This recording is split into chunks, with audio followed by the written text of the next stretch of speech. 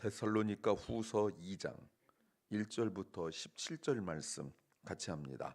형제들아, 우리가 너희에게 구하는 것은 우리 주 예수 그리스도의 강림하심과 우리가 그 앞에 모임에 관하여 혹 영으로나 혹 말로나 혹 우리에게서 받았다 하는 편지로나 주의 날이 이르렀다고 쉬 동심하거나 두려워하거나 하지 아니할 그것이라. 누가 아무렇게나 하여도 너희가 미혹하지 말라. 먼저 배도하는 일이 있고 저 불법의 사람 곧 멸망의 아들이 나타나기 전에는 이르지 아니하리니 저는 대적하는 자라. 범사에 일컫는 하나님이나 숭배함을 받는 자 위에 뛰어난 자존하여 하나님 성전에 앉아 자기를 보여 하나님이라 하느니라. 내가 너희와 함께 있을 때에 이 일을 너희에게 말한 것을 기억하지 못하느냐. 저로 하여금 저희 때에 나타나게 하려 하여 막는 것을 지금도 너희가 안 하니 불법의 비밀이 이미 활동하였으나 지금 막는 자가 있어 그 중에서 옮길 때까지 하리라. 그때 불법한 자가 나타나리니 주 예수께서 그 입의 기운으로 저를 죽이시고 강림하여 나타나심으로 패하시리라. 악한 자의 임함은 사단의 역사를 따라 모든 능력과 표적과 거짓 기적과 불의의 모든 속임으로 멸망하는 자에게 이 말이니 이는 저희가 진리의 사랑을 받지 아니하여 구원함을 얻지 못함이니라. 이러므로 하나님이 유혹하는 저희 가운데 역사하게 하사 거짓 것을 믿게 하심은 진리를 믿지 않고 불의를 좋아하는 모든 자로 심판을 받게 하려 하심이니라. 주의 사랑하는 형제들아, 우리가 항상 너희를 위하여 마땅히 하나님께 감사할 것은 하나님이 처음부터 너희를 택하사 성령에 거룩하게 하심과 진리를 믿음으로 구원을 얻게 하심이니라. 이를 위하여 우리의 복음으로 너희를 부르사 우리 주 예수 그리스도의 영광을 얻게 하려 하심이니라. 이러므로 형제들아, 굳게 서서 말로나 우리 편지로 가르침을 받은 유전을 지키라. 우리 주 예수 그리스도와 우리를 사랑하시고 영원한 위로와 좋은 소망을 은혜로 주신 하나님 우리 아버지께서 너희 마음을 위로하시고 모든 선한 일과 말에 굳게 하시기를 원하노라. 아멘. 어제 1장을 설명을 못했기 때문에 간단하게 좀 설명을 한다면, 바울이 베드로 전설, 데살로니가 전설을 썼는데 데살로니가 교회는 여전히 바울의 편지로 말미암아 변화되지 못하고 오히려 더 문제 해결되지 못한 상황 속에서 외부의 환란이 계속되어지고 내부의 그 잘못된 거짓 교사들로 말미암아 아주 매우 심각한 위기 속에 빠져 있어요. 그게 바로 종말의 문제라고 말씀을 드렸습니다. 예수 그리스도의 재림에 관하여 문제가 있어요. 그래서 데살로니가 후서는 이 짧은 내용이지만 아주 집중적으로 종말에 관하여 다루고 있고, 특별히 교회 내에 있는 거짓 선생들, 거짓 교사들, 잘못된 신학과 잘못된 성경 해석을 가지고 교회를 어렵게 만드는 자들에 대하여 바울은 분명하고 확실하게 이야기하고 있습니다. 데살로니가 전서 3장에서 3장 3절과 4절에서 무슨 말을 했었냐면 이렇게 말했어요. 누구든지 이 여러 환난 중에 요동치 않게 하려 함이라. 우리가 이것을 당하게 세우신 줄을 너희가 친히 알리라. 우리가 너희와 함께 있을 때에 장차받을 환난을 너희에게 미리 말하였더니 과연 그렇게 된 것을 너희가 아느니라. 근데 지금 계속되는 환난 속에서 그들이 자기들 신앙에 어떤 의심, 회의 이게 생긴 거예요. 그래서 데살로니가 전서를 통하여 바울이 분명하게 말한 것은 내가 미리 말하였다라고 편지를 썼고, 그럼에도 불구하고 여전히 흔들리고 있는 데살로니가 교회를 위하여 후서를 쓴 거죠. 오늘은 이 장은 데살로니가 후서의 핵심 본문이에요. 예수 그리스도의 재림에 대하여 잘못된 내용을 바로 잡는 거지요. 근데 고난이 계속될 때 거짓 교사들이 교회 내에 어떤 가르침을 줬냐면, 이렇게 고난이 빨리 고난이 힘들면 주님이 빨리 왔으면 좋겠다라는 그런 생각들이 있었죠. 그런데 이게 왜 그런 생각들이 들었냐면, 가까운 사람들이 세상을 떠나게 되었을 때 거짓 교사들이 잘못된 교리로 교회를 힘들게 하고 있었어요.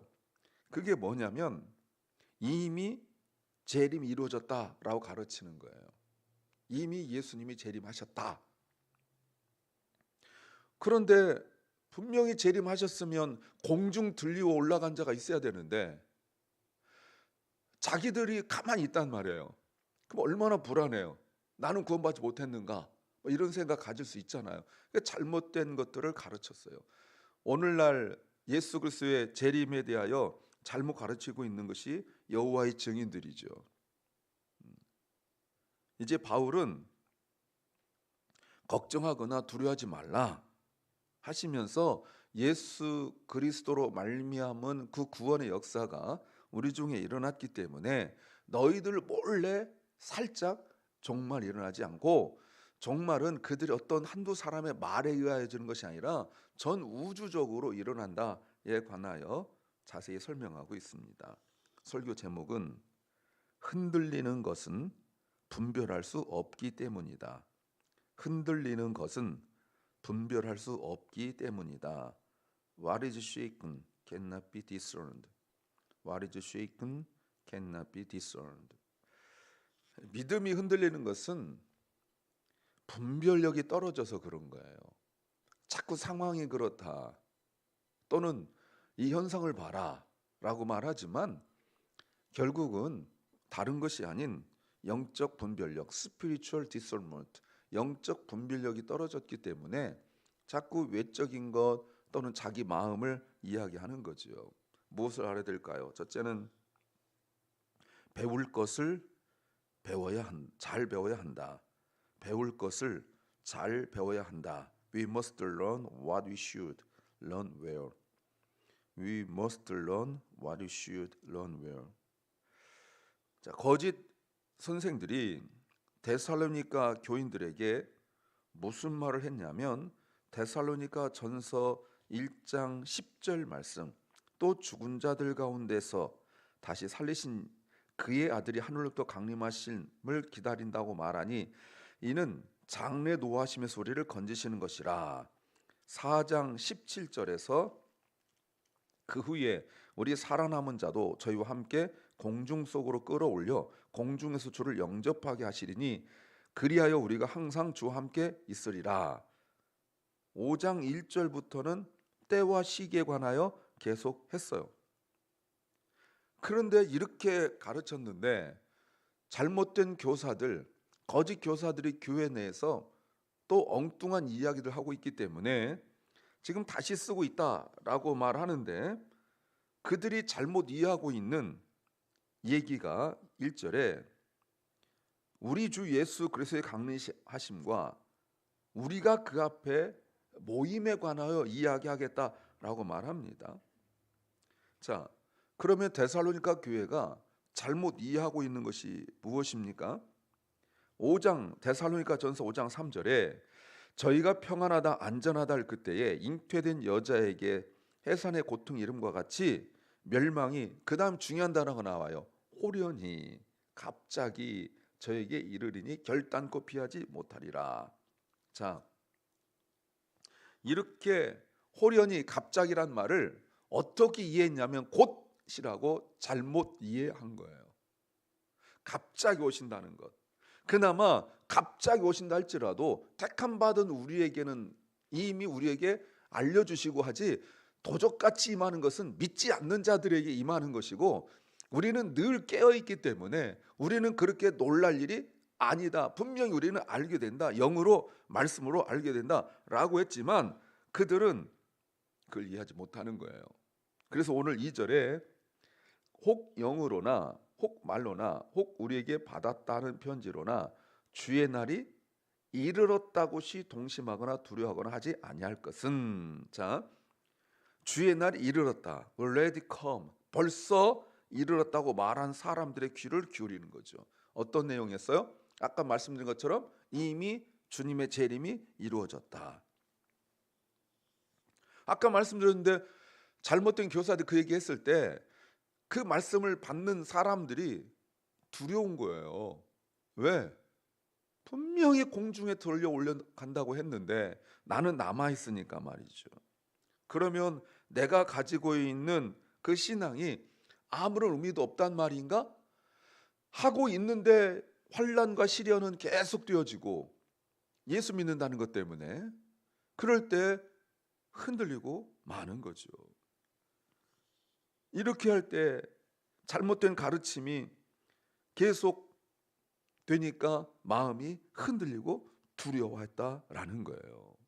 5절 보세요. 내가 너희와 함께 있을 때에 이 일을 너에게 말한 것을 기억지 못하느냐. 이미 바울이 다 가르쳤다는 거죠. 정말 데살로니가 전서와 후서를 보면 그 3주 동안 바울이 정말 많은 것들을 가르친 걸 알 수가 있어요. 그러니까 이렇게 짧은 30분, 20분 설교 가지고는 아니었다는 거 여러분 아시겠죠? 막 정말 계속해서 붙들고 앉아서 성경을 가르쳤던 거죠. 그러니까 왜 이렇게 흔들렸어요? 사람들의 잘못된 가르침을 듣고 믿음이 흔들리니까 삶이 무너져 버린 거예요. 그래서 바울이 3절에 누가 아무렇게 하여도 너희가 미혹하지 말라 하고 간곡하게 부탁해요. 누가 뭐라고 하더라도, 누가 이상한 소리 하더라도, 누가 엉뚱한 소리 하더라도 네가 분별력이 있으면 흔들림이 없는 거다. 왜 이런 말 할까요? 그들이 자꾸 바울한테 핑계를 하는 거 아니에요. 나는 흔들리고 싶지 않은데 잘못 가르쳐서 그래요. 엉뚱한 소리 교회 내에서 가르쳐서 그래요. 그들이 원망스러워라고 말할 때 바울이 말하기를 그들을 원망하지 마라. 네가 믿음이 분명하면 흔들리지 않는다. 다른 사람 말을 듣는 이유가 뭐예요? 믿음이 약하니까, 말씀이 약하니까, 바울한테 배운 것이 희미해지니까 사람의 말이 귀에 크게 들린 거라 그 얘기를 하고 있는 거예요. 왜 유혹당하지 말라고요? 3절에 먼저 일어날 일이 있는데 어떤 거냐면 먼저 배도하는 일이 일어나고 저 불법의 사람 꼭 멸망의 아들이 나타나기 전에는 결단코 일어나지 아니할 거다. 그 순서를 보세요. 특정한 사건과 특정한 인물을 이야기합니다. 특정 사건이 뭐죠? 배교하는 거예요. 하나님을 배반한다고요. 예배를 떠나고 하나님 부인하는 일이 생긴단 말이에요. 그리고 불법의 사람, 멸망의 아들이 나타나요. 그래서 그 밑에 보면 충격적인 게 나오죠. 모든 일에 하나님과 다른 신보다 더 숭배받을 자로 나타나서 하나님의 성전에서 자기를 하나님으로 드러나게 하는 거예요. 하나님의 성전에서 이 사람이 하나님보다 더 높이 존중을 받는 거예요. 이런 일들이 교회 내에서 일어나는데 문제는 성도들이 그걸 모르는 거예요. 그래서 옆에서 아무리 말해도 듣지 않는 거죠. 왜? 우리가 모르니까. 뭐 그런 현상들 많이 드러나지 않습니까?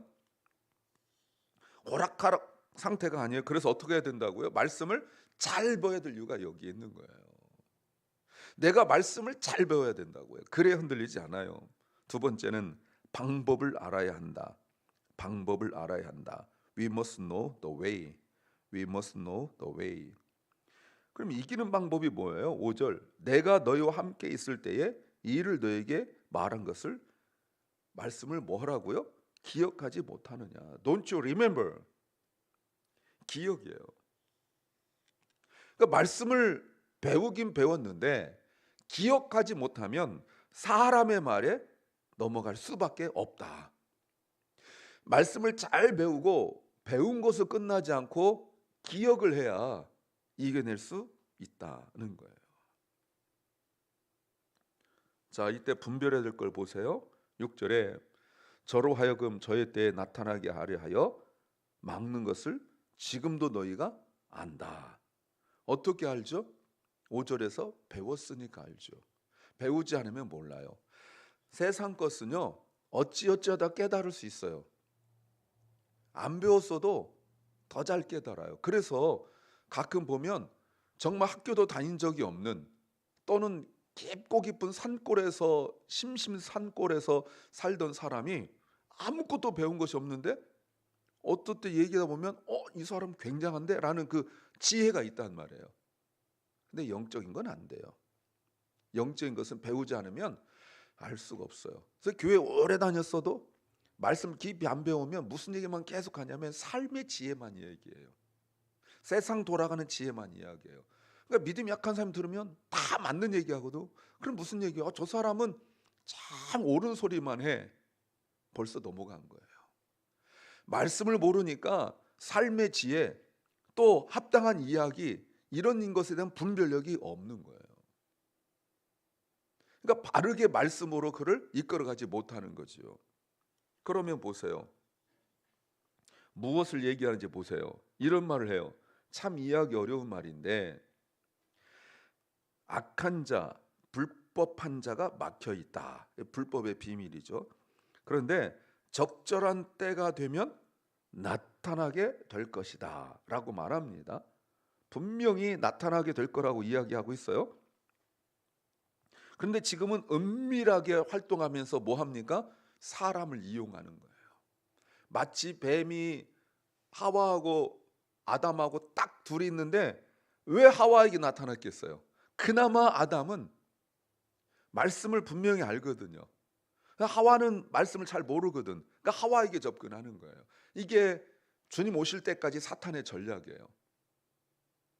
말씀을 아예 모르는 사람이 아니라 어정쩡하게 하는 사람에게 접근해가지고 살짝 비틀어 버리고 말아요. 지금은 그런 때예요. 그런데 하나님이 막고 계시죠? 예. 7절 불법의 비밀이 이미 활동하였으나 지금은 막는 자가 있어 그 중에서 옮길 때까지 하리라. 그러나 8절 그때에 불법한 자가 나타나니 주 예수께서 그 입의 기운으로 저를 죽이고 그 입의 기운이 뭡니까? 말씀으로 저를 죽인다. 이거 어마어마한 얘기 아니에요? 강림하여 나타나심으로 배하시리라. 이게 무슨 얘기냐면 말씀이 선포되면 불법한 자에게 속한 자들은 영혼이 죽어요. 말씀을 들을수록 영혼이 죽어요. 그러니 말씀의 자리 안 올려하고 말씀의 자리 와서도 귀 안 들리게 만들어요. 우리가 씨의 비유 기억나시죠? 말씀이 길가에 떨어지고 또 돌밭에 떨어지고 가시덤불 떨어져서 열매를 못 맺도록 사탄이 역사한다고요. 택한 받지 못한 자는 말씀에 대하여 어떻게든지 사탄이 막아요.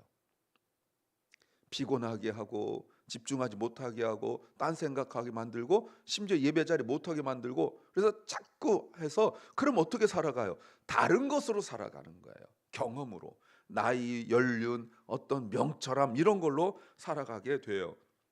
근데 보세요. 놀랍지 않아요? 말씀을 들을 때 죽는다고요. 그 영이 점점 죽어가요. 그때까지 악한 자가 9절 악한 자의 악함은 사탄의 역사를 따라 모든 능력과 표적과 기적과 10절 불의의 모든 속임으로 멸망할 자들에게 임하리니. 자, 이거는 사탄의 역사죠. 사람들의 심리를 기가 막히게 알아요. 뭘 필요한지 알아요. 주님은 말씀만 선포하는데 악한 자들은 말씀이 아닌 다른 것들을 자꾸 보여줘서 사람들이 뭘 기대하는지 알아요. 그래서 예수님한테도 와가지고 사람들이 요구한 게 뭐예요? 표적을 보여다오. 표적을 보여다오. 그러면 믿을게. 예수님 십자가에서 달려 지금 죽어가고 계신데도 사람들이 요구한 게 표적이에요. 십자가에서 내려오라. 자꾸 그런 것들 요구해요. 믿음이 약한 자들은 자꾸 어떤 표적을 요구해요. 근데 주님은 말씀만 가지고 우리가 요한계시록 2장과 3장을 보셨지만 계속 말씀만 가지고 하시는데 사람들의 마음을 현혹하게 하는 자들은 다른 것 가지고 한단 말이에요. 예를 들어 보세요. 말씀을 곧이곧대로 그대로 선포하는 사람과 내가 지금 문제가 있는데 여기서 병든 게 나았어요. 그 사람들의 마음이 말씀을 풀어주는 게 아니라 그 병든 거 나은 그 기적의 마음을 빼앗기고 말아요. 이게 종말에 가면 더 할 거라는 거예요. 어디서요? 교회 안에서. 지금 교회 안에서 일어난 일이에요. 교회 밖이 아니라 교회 안에서 일어나고 있는 일이에요. 거짓과 속임수에 다 넘어가요. 그런데 그들에게 멸망이 임할 거고 왜냐하면 저희가 진리의 사랑을 받지 아니하여 구원을 얻지 못하기 때문이다. 진리의 사랑을 받지 못했대요. 그래서 결국은 12절에 하나님이 하셨다라는 것을 인정하게 되죠. 하나님께서 유혹한 자를 보냈고 그래서 거짓 것을 믿게 했다. 마치 마치 아합 왕을 죽일 때 거짓 영이 가서 역사하여 아합이 자기 용기, 자기 믿음만 가지고 가듯이 아가야 선자가 말씀하시는데 안 듣잖아요, 여러분. 안 들어요. 왜? 내 경험, 실력, 능력을 믿기 때문에. 보세요, 여러분. 말씀을 듣지 않는 자가 죽고 사는 전쟁의 문제에서 자기 실력과 능력을 가지고 나가요. 아합이 북이스라엘 왕이었지만 분명히 하나님의 백성, 하나님의 사람이었어요. 이스라엘 사람이었어요. 근데 그 중요한 일에 말씀을 듣지 않는단 말이에요. 교회 밖의 얘기 아니고 자꾸 제가 말씀드리지만 교회 안에서 일어나고 있는 일이에요. 결국 넘어가는 자들은 구원받지 못했다라는 것을 증명하는 거예요. 하나님 우리에게 가르치는 게 뭐죠? 이기는 방법을 말씀하시는 거예요. 그게 뭡니까? 말씀을 잘 듣는 거란 말이에요. 세 번째는 감사할 수 있어야 한다. 감사할 수 있어야 한다. We must be able to give thanks. We must be able to give thanks. 바울이 13절 주의 사랑하시는 형제들아. 여러분 여기다 밑줄 그어 놓으셨으면 성경을 정말 잘 보는 거죠. 다른 사람의 말에 흔들렸고 바울의 가르침을 의심하고 엉뚱한 길로 가는 자들을 인간적으로 보면 별소리를 다 하고 싶지만 바울은 하나님의 구속 역사를 바라보는 거예요. 그래서 나의 사랑하는 형제도 되지만 그보다 더 큰 주님께서 사랑하신 형제들아. 여러분 이런 말들이 겸손한 표현이에요. 그들 때문에 뭐라고 말합니까? 내가 항상 너희를 위하여 하나님께 마땅히 당연히 필연적으로 감사하지 않을 수 없다. 두 가지 이유를 해요. 여러분 잘 들어주세요. 어떤 상황들 속에서 누군가에 대하여 우리 성도들을 향하여 가져야 될 마음을 지금 이야기하고 있는 거예요. 왜 감사할 수 있는가? 두 가지. 사람 인간을 보면 안 되는데 보세요. 첫 번째는 하나님께서 저희를 13절에 선택하셨기 때문에 우리가 다른 성도를 바라볼 수 있는 그 마음, 구원론적인 거예요. 언제 선택하셨어요? 처음부터, 창세 전부터. 왜 부르셨어요? 구원하시려고. 어떻게 부르셨어요? 선택하셨어요? 성령의 거룩하심과 진리의 마음으로, 믿음으로. 그래서 바울이 주의 사랑한 형제들아라고 부른 거예요. 우리가 다른 성도를 바라볼 때예요. 두 번째 14절에 하나님께서 너희를 부르셨다. 선택과 부르심이에요. 소명, 선택 그리고 부르심이에요. 무엇을 부르셨어요? 복음으로. 어떤 복음? 우리가 전한 복음으로.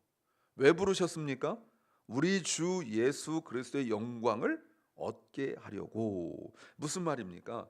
구원으로 그치는 것이 아니라 그 이상이 있다는 거예요. 그 이상. 그게 뭐예요? 성도의 정체성이죠. 그러니까 감사한 거예요. 사람들을 보고 행하는 그 행동, 그 어떤 짓이라고 그러잖아요. 하는 짓. 그 보면 절대로 감사할 수 없고 저 사람하고 상종도 하고 싶지 않죠. 그러나 하나님의 그 선택하심, 하나님의 부르심을 보면 우리는 인정할 수밖에 없고 감사할 수밖에 없는 거예요. 왜? 그 주님의 다시 오심의 영광에 같이 동참할 자격을 얻은 자예요. 누가 누구를 판단하겠어요? 그러므로 15절 형제들아 굳게 서라. 영적인 비밀을 알고 있으므로 너희는 흔들리지 마라. 적극적으로 군사들처럼 싸우는 것처럼 흔들리지 마라. 그리고 유전을 지키라. 가르침을 지키라. 어떤 가르침이에요? 바울이 말로 가르치고 편지로 가르친 것에 집중하라. 그리고 16절 또 기도해요. 우리 주 예수 그리스도와 우리를 사랑하시고 영원한 위로와 좋은 소망을 은혜로 주신 하나님 우리 아버지께서 17절 너희 마음을 위로하시고 모든 선한 일과 말에 굳게 하시기를 원하노라 하고 기도해요. 사랑하는 여러분, 바른 가르침을 받아야 믿음이 흔들리지 않고 그래야 옳고 그른 것을 분별할 수 있습니다. 기도합니다. 주님, 바른 말씀을 가르침을 받아서 우리가 종말이 될수록 사람들의 말에 현상에 귀 기울이지 않고 눈과 마음이 빼앗기지 않도록 지켜 주시옵소서. 사랑 결란과 우리 사랑하는 자녀들 다음 세대 다음 시대가 더 믿음 안에서 견고하게 하시고 또 질병과 그 아픔 속에 있는 연약한 성도들을 주님이 치유하여 주시옵소서. 오늘 하루를 주 안에서 기쁨과 감사로 주님 다시 오심을 준비하는 마음으로 살게 하여 주시옵소서. 예수님 이름으로 기도하옵나이다. 아멘. 하늘에 계신 우리 아버지여, 이름이 거룩히 여김을 받으시오며 나라 임하옵시며 뜻이 하늘에서 이룬 것 같이 땅에서도 이루어지이다. 오늘날 우리에게 일용할 양식을 주옵시고 우리가 우리에게 죄 지은 자를 사하여 준 것 같이 우리 죄를 사하여 주옵시고 우리를 시험에 들게 하지 마옵시고 다만 악에서 구하옵소서. 대개 나라와 권세와 영광이 아버지께 영원히 싸움나이다. 아멘.